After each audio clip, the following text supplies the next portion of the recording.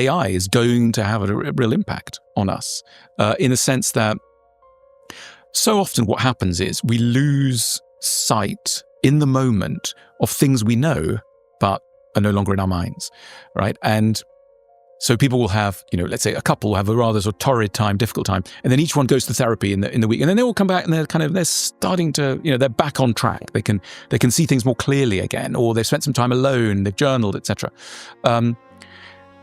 I can imagine a world where we allow technology to nudge us in the same way that, we've learned that technology can nudge us awake, nudge us asleep, nudge us to eat this, nudge us, imagine a little nudge for an avoidant, a little nudge for an anxious person, etc. A little reminder, hang on. What, you're slipping, you're sliding.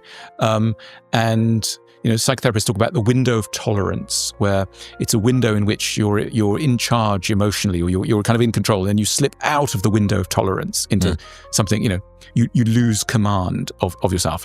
And you can imagine a little AI helper just nudging you to stay within the window. Yeah, your attachment strap has piped up and said, notice you're a little bit stressed at the moment. This might be because of X, Y, and Z. Yes. And, it sounds supernatural and strange. And, a lot of people will say things like, oh, it's not, I don't want to give my data, blah, blah, blah. Okay.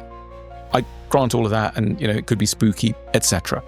It's no different from, think of people who got there first were religions. Religions understood that if you want to keep people on track, you've got to get them repeating stuff. It's not enough to tell someone something once.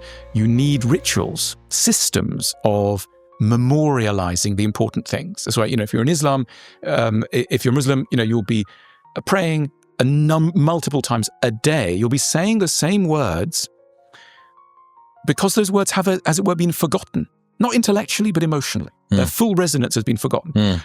In Judaism, you're reading the Torah every Saturday in synagogue. You're reading the Torah, and you just go back over it. You don't just read it once. You keep reading. You keep going back to the same important text.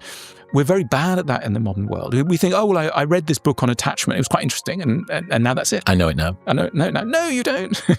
You need to go back. You need to read it all the time.